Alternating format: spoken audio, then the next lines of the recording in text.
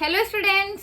तो मैंने आपको इकोनॉमिक्स में मैक्रो इकोनॉमिक्स में 2 यूनिट कंप्लीट करा दी। एक यूनिट आपकी नेशनल इनकम की थी, उसमें जितने भी चैप्टर्स थे वो मैंने आपको करा दिए। एक यूनिट मनी एंड बैंकिंग की थी, वो मैंने आपको दोनों चैप्टर्स करा दिए। अगर आपने अभी तक वो वीडियोस नहीं देखे हैं तो जाइए, मैंने आपको ऊपर वीडियो का लिंक दे रखा है, वो वीडियोस देखिए और फिर वापस से इस वीडियो पे आ जाइए। आज मैं आपको 3rd यूनिट कराने वाली हूँ इकोनॉमिक्स में, जो है aggregate demand and aggregate supply.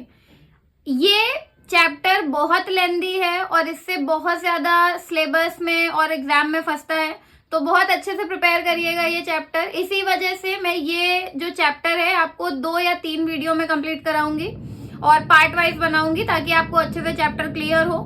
तो आज के वीडियो में हम लोग एग्रीगेट डिमांड की मीनिंग, उसका कर्व और उसका शेड्यूल, ये सारी चीजें समझेंगे।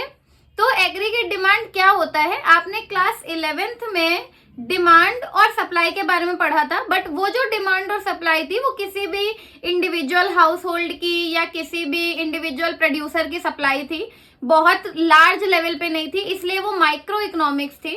अब हम मैक्रो इकोनॉमिक्स पढ़ रहे हैं, तो मैक्रो में हर चीज एग्रीगेट लेवल पे और लार्ज लेवल पे होती है।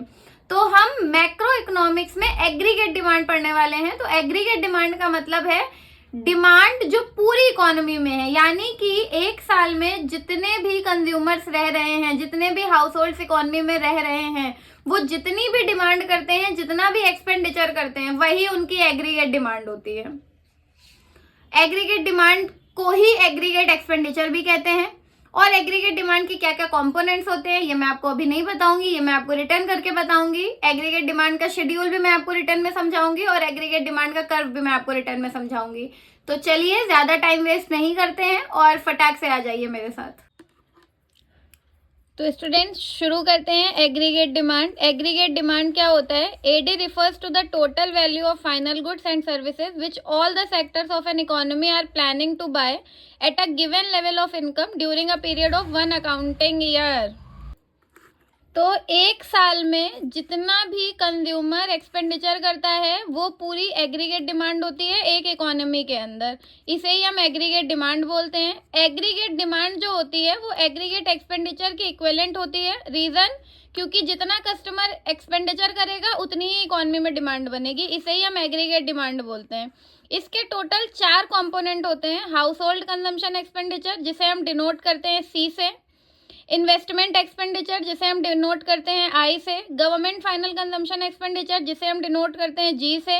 रेस्ट ऑफ द वर्ल्ड, जिसको हम नेट एक्सपोर्ट्स भी कहते हैं और इसे हम डिनोट करते हैं एक्स माइनस एम से। एग्रीगेट डिमांड के ये 4 कंपोनेंट होते हैं।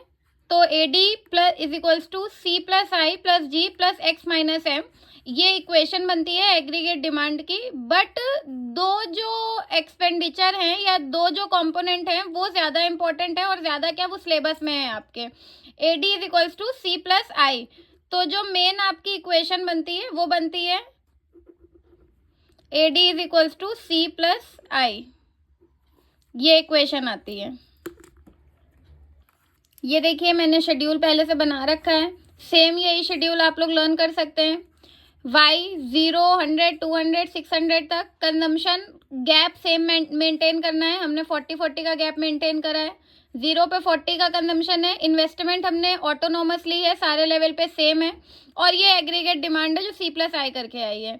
जब इनकम 0 है फिर भी कंजम्पशन हो रहा है 40 का, इसी को हम लोग बोलते हैं ऑटोनोमस कंजम्पशन, और इसे डिनोट किया जाता है सी बार से। ये ऑटोनोमस कंजम्पशन है।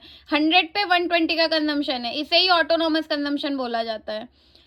अब हम आ जाते हैं इसके कर्व पे। ये हो गई इनकम और ये हो गया AD is equals to C plus I. क्योंकि इन्वेस्टमेंट हर लेवल पे सेम है तो ये 60 से सीधे एकदम कर्व बन जाएगा, स्ट्रेट लाइन। ये हो गया इन्वेस्टमेंट कर्व, क्योंकि एडी इन्वेस्टमेंट हर लेवल पे सेम है। नेक्स्ट है कंजम्पशन। कंजम्पशन पहले 40 है, फिर 120 है, फिर 200 है, फिर 280 है। तो ये कर्व कुछ इस तरीके से बनेगा। जब आप लोग प्लॉट करेंगे तो ये सीधे इस तरीके से कर्व जाएगा। ये हो गया कंजम्पशन कर्व। सेम इसी तरीके से सी प्लस आई जब करेंगे तो एडी निकल आएगा। एडी का कर्व भी सेम ऐसे ही जाएगा, बस इसके ऊपर से जाएगा। रीजन, क्योंकि इसमें कंजम्पशन और इन्वेस्टमेंट दोनों एडेड है। ये होगा AD is equals to C plus I. ये हो गया एग्रीगेट डिमांड का कर्व, और ये 20 से शुरू होगी इन्वेस्टमेंट।